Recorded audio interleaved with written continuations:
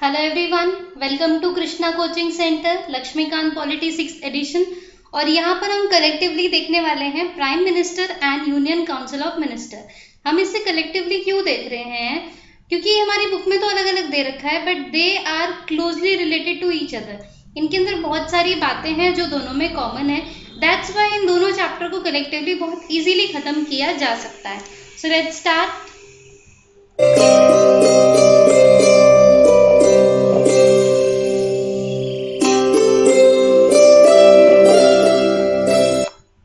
So article 74 of the constitution ये क्या state करता है? इट स्टेट कि देयर शैल बी, शैल मतलब पक्का पक्का, तो there shall be union council of ministers, यानी कि काउंसिल ऑफ मिनिस्टर्स जो हैं वो तो होने ही होने चाहिए, हेडेड बाय, और उसके हेड कौन होंगे? Headed by prime minister. So there shall be council of minister, जिसके हेड कौन होंगे? जिसके हेड होंगे प्राइम मिनिस्टर। ये आर्टिकल 74 ऑफ द कॉन्स्टिट्यूशन कहता है। अब ये आया कहाँ से? अब इसमें इससे ही रिलेटेड एक और आर्टिकल है, वो है आर्टिकल 53।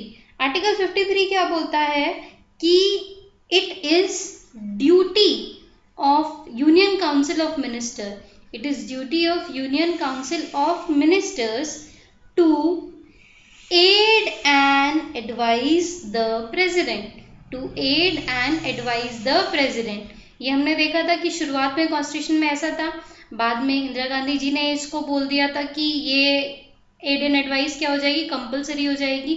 फिर बाद में 44 कॉन्स्टिट्यूशन अमेंडमेंट एक्ट आया। अच्छा, 42nd में करा था इंदिरा गांधी जी ने, ये एग्जाम में आपसे पूछ सकते हैं। एंड 44th में इसको फिर बोला गया कि रिकंसिडरेशन के लिए प्रेसिडेंट भेज सकते हैं, बट आफ्टर रिकंसिडरेशन ये बाइंडिंग हो जाएगा। सो देखो कितने सारे क्वेश्चन बन सकते हैं इसमें कि कौन से आर्टिकल में ये बात कही गई है, duty of union council of minister to aid and advise, कितनी बार अमेंड हुआ है ये, एंड उसके अलावा प्राइम मिनिस्टर जो होते हैं वो क्या होते हैं? हेड होते हैं यूनियन काउंसिल ऑफ मिनिस्टर के। ऐसा करके वो आपसे एग्जाम में पूछ सकते हैं। और उसके अलावा जो आपके यूनियन काउंसिल ऑफ मिनिस्टर्स हैं या जो बनते हैं, ये मेजरली किससे बनते हैं? लोकसभा से। और जो लोकसभा है वो क्या होगी? वो डायरेक्ट इलेक्शन होता है उसका। कौन से सिस्टम से होता है? FPTP, first post the past system, यानी कि डायरेक्ट वोटिंग होती है इसके अंदर। और ये सब लिखा कहाँ है? ये सब लिखा है आपका कि ये डायरेक्ट होगा सब कुछ। रिप्रेजेंटेशन ऑफ पीपल एक्ट 1950, ये कॉन्स्टिट्यूशन में नहीं है। ये कहाँ है? ये है आपका रिप्रेजेंटेशन ऑफ पीपल एक्ट 1950 में। सो अब पीएम का मेन काम क्या होगा? पीएम या यूकॉम का, कि वो एड एंड एडवाइस करेंगे प्रेसिडेंट को। अब देखिए ये एक सिस्टम है, इसको आप बोल सकते हो वेस्टमिंस्टर टाइप का सिस्टम। इसमें ये जो है सबसे अंदर, ये कौन होते हैं? ये होते हैं हमारे प्राइम मिनिस्टर। ये कौन हो गए? हमारे प्राइम मिनिस्टर। अब ये प्राइम मिनिस्टर के जो सबसे क्लोज होता है उसको बोल देते हैं हम कैबिनेट। पीएम के सबसे क्लोज। जनरली कैबिनेट में कौन होता है? जनरली कोई ऐसा फिक्स नहीं है कि कैबिनेट में कौन होगा। वो ministry of home affairs, finance, defence, external affairs, ये सारे हो सकते हैं क्लोज जो उनके मिनिस्टर्स होते हैं, but there is not such define कि कैबिनेट में कौन कौन होगा। उसके बाद नेक्स्ट में कौन आते हैं? नेक्स्ट जो ये होता है आपके, ये होते हैं ministers of state independent charge. अब ये इंडिपेंडेंट चार्ज वाले कौन होते हैं? ये मिनिस्टर ऑफ स्टेट्स होते हैं इस वाली लाइन पे, तो पीएम से ये थोड़ा सा और दूर हो जाते हैं।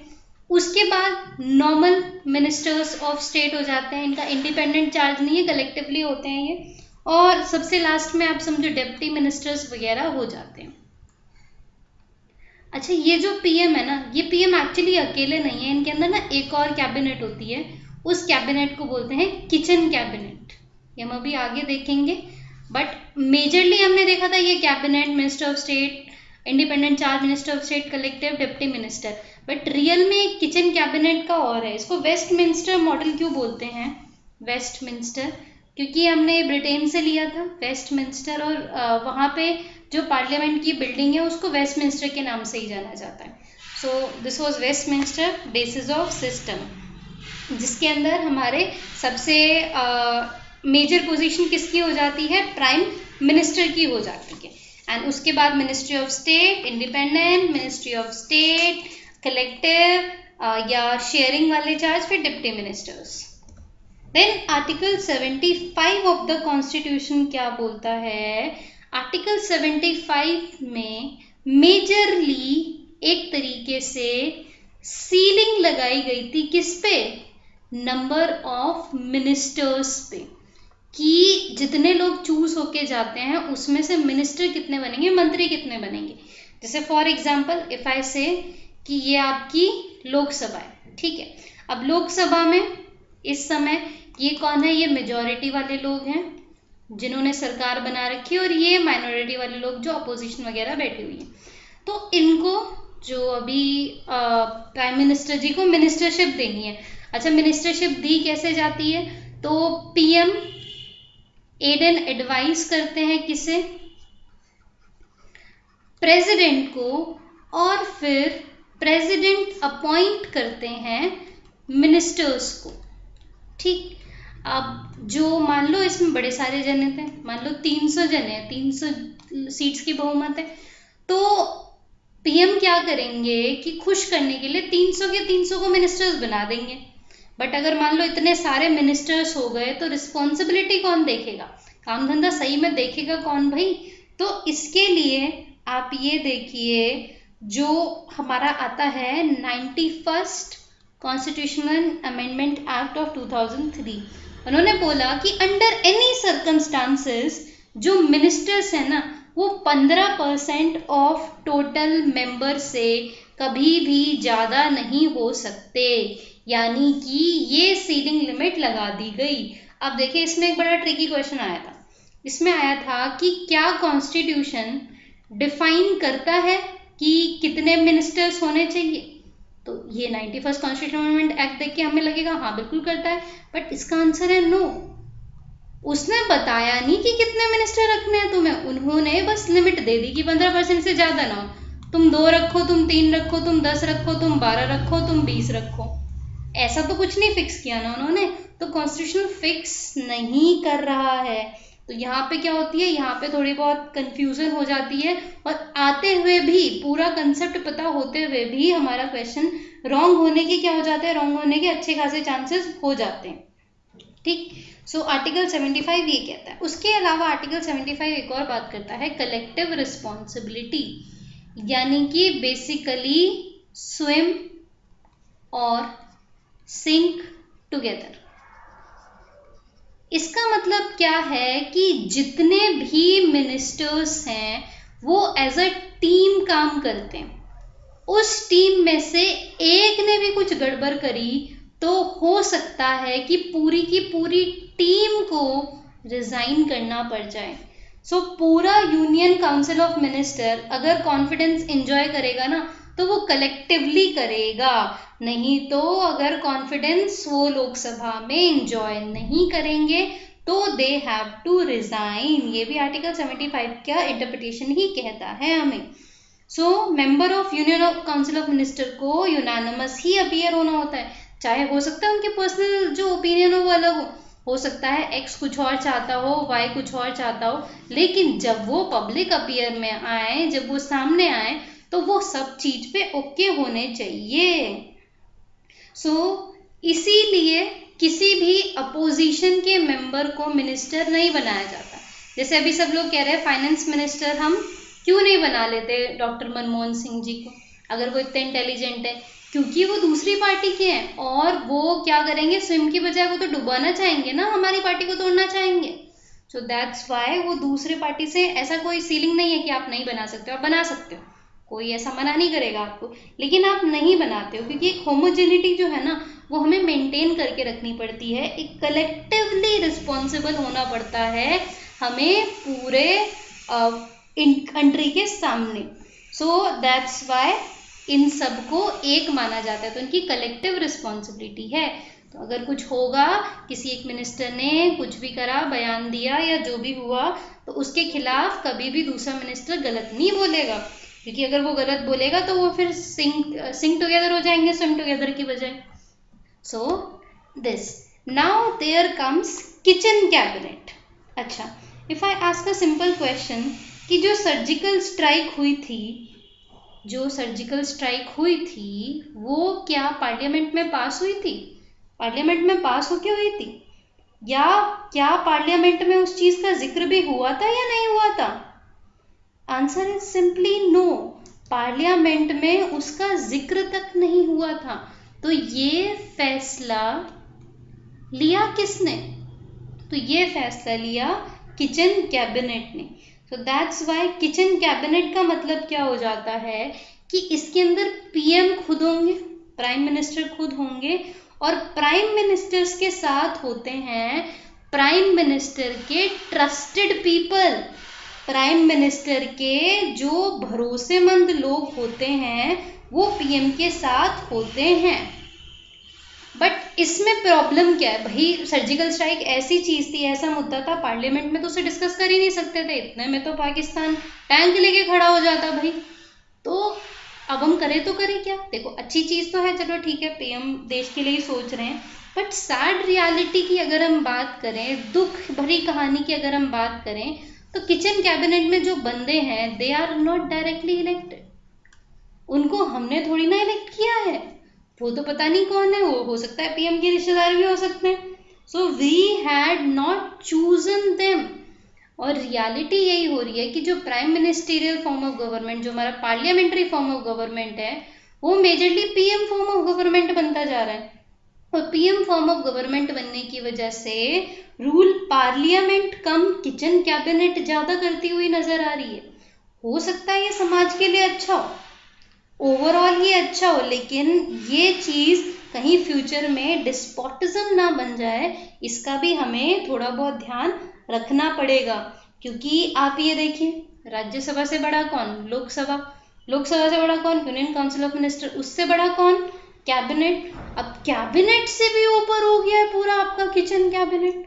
सो ये तो ऐसी चीज थी ना जो ना सुनी ना देखी, फिर भी ये बहुत ऊपर हो गई है। So that's why we have to little much थोड़ा बहुत understand कि हाँ, जो सब चीज़ें चेंज हो रही हैं वो किस तरीके से हो रही हैं। हाँ, अगर ये कुछ गड़बड़ होती, इसकी वजह से डिस्पोटिज्म फैलता, तो सबसे पहले तो सुप्रीम कोर्ट रोक लगा देता इस पे, बट ऐसा कुछ नहीं हुआ है अभी तक, इसमें से कुछ भी हमें निगेटिव देखने को नहीं मिला है। That's why it is surviving in the democracy. नहीं तो हमारी डेमोक्रेसी इतनी स्ट्रांग है कि वो इजीली नहीं तोड़ी जा सकती बिल्कुल भी। So this is about the kitchen cabinet. Then come presidential special address. ये है क्या? देखिए, there are various तरीके, there are various ways जिसमें पता लगाया जा सकता है कि लोकसभा में जीतने वाली पार्टी कॉन्फिडेंस एंजॉय कर रही है या नहीं।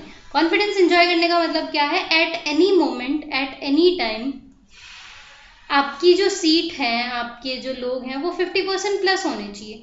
यानी कि जब भी मैं कुछ पूछूं ना, तो 50% प्लस ही होना चाहिए, ठीक। बट अब क्या हुआ कि फॉर सम रीजन अगर नहीं होगा तो you will lose confidence, and if you will lose confidence collectively you will have to resign, ठीक। अब जो ये बात है, इसमें आप ये देखो, कई सारी ऐसी इनफॉर्मल चीज़ें हैं जिससे पता लगाया जा सकता है कि कॉन्फिडेंस है या नहीं है। एक तो डायरेक्ट होता है कि डायरेक्ट ही नो कॉन्फिडेंस मोशन ला दिया आपने, और नो कॉन्फिडेंस मोशन में फिर वोटिंग होती है, और अगर वोटिंग में आप हार जाते हो तो उसी टाइम, उसी पर्टिकुलर मोमेंट पे यू हैव टू रिजाइन, आपको उसी समय रिजाइन करना पड़ेगा अगर आप कॉन्फिडेंस एंजॉय नहीं कर रहे हो। तो वही इनफॉर्मल वाले में आता है प्रेसिडेंशियल स्पेशल एड्रेस, यानी कि जब फर्स्ट डे होता है of first session of new year, ठीक है, तब जो प्रेसिडेंट होते हैं ना, वो एक स्पेशल एड्रेस देते हैं जॉइंट सेशन ऑफ पार्लियामेंट बुला के। क्या बुला के? Joint session. जॉइंट सेशन का मतलब क्या है कि इसमें राज्यसभा भी थी और इसमें लोकसभा भी थी। अब उसके अंदर वो क्या बताएंगे कि जो भी आपकी गवर्नमेंट है ना, उस गवर्नमेंट ने क्या क्या काम किया है, उसकी कैसे एम्स हैं, कैसी पॉलिसीज़ हैं वगैरह वगैरह, यानी कि एक तरीके से तारीफ वाली बातें, जो भी सब चीज़ें हैं वो करेंगे जो इस समय कॉन्फिडेंस इंजॉय कर रही हैं उनके लिए। उसके बाद फिर मूव होता है motion of vote of thanks. ठीक, ये लोकसभा में भी मूव होगा, राज्यसभा में भी। राज्यसभा में मेजॉरिटी सहमत नहीं हुई, कुछ बात नहीं, कोई दिक्कत नहीं है। बट अगर लोकसभा में इस चीज से मेजॉरिटी सहमत नहीं हुई ना, तो इसका क्या मतलब है कि लोकसभा में आप कॉन्फिडेंस एंजॉय नहीं कर रहे हो। अगर आपकी एम्स एंड पॉलिसीज ही लोग ओके नहीं कर रहे हैं, तो इसका मतलब 273 प्लस सीट्स नहीं है।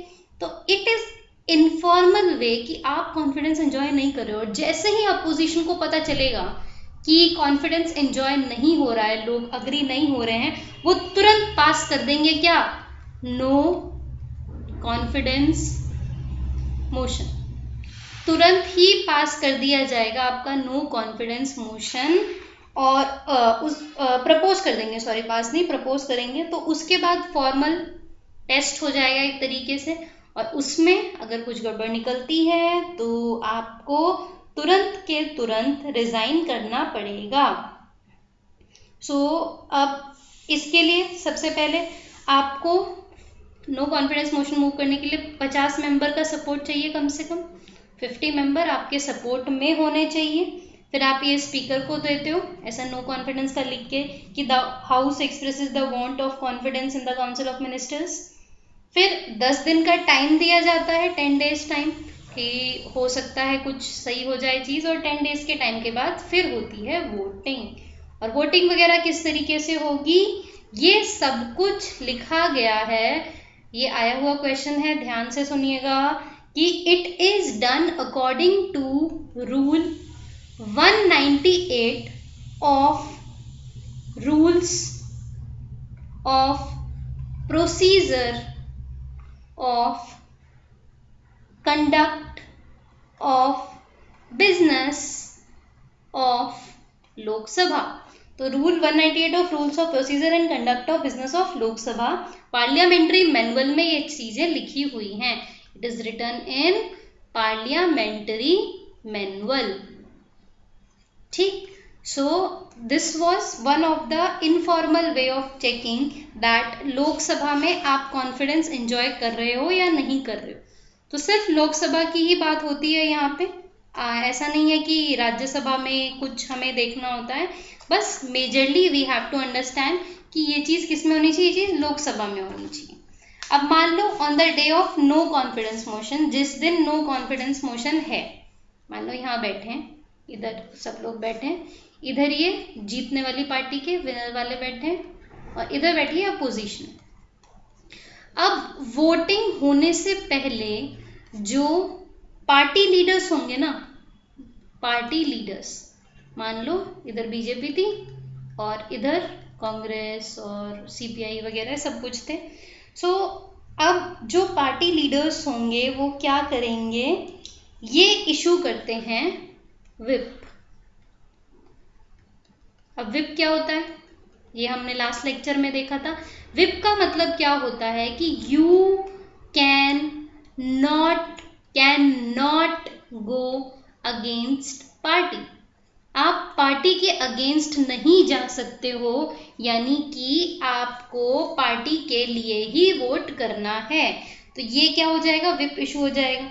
अपोजिशन पार्टी भी विप इशू करेगी भाई कि तुम पार्टी के अगेंस्ट नहीं जा सकते हो। जो विनर वाली पार्टी है, जो रूलिंग पार्टी है, वो भी विप इशू करेगी। और उसके बाद फिर नो कॉन्फिडेंस की वोटिंग होती है। ठीक, सो ये विप, अगर मान लो आपने विप की बात नहीं मानी, विप इशू होने के बाद भी आपने किसी और पार्टी के लिए वोट कर दिया, मान लो आप बीजेपी में थे, आपको लगा नहीं भैया नहीं, अब पार्टी अच्छा काम नहीं कर रही, तो हम तो कांग्रेस वाले में जाएंगे, हम तो वोट नहीं कर रहे, तो फिर आपके खिलाफ एंटी डिफेक्शन भी लग सकता है। और एंटी डिफेक्शन बहुत खतरनाक होता है किसी भी पॉलिटिकल करियर के लिए। सो दैट्स वाई विप के अगेंस्ट मेजरली कोई भी नहीं जाता है। Then comes some important cabinet committees. Cabinet committees मतलब जो कितनी बननी है, इसके नंबर्स कितने होंगे, और सब चीज़ें किसकी है, कंप्लीटली पीएम डिसाइड करेगी। तो it is on completely discretion of prime ministers. Majorly कुछ इंपॉर्टेंट होती हैं। एक तो जो सबसे इंपॉर्टेंट है वो है cabinet committee on political affairs. ये बहुत इंपॉर्टेंट कमेटी मानी जाती है और मोस्ट पावरफुल होती है, और यूजुअली पीएम इनके चेयरमैन होते हैं। तो जो भी मोस्ट पावरफुल कमेटी होगी ना, पीएम उनके चेयरमैन होंगे।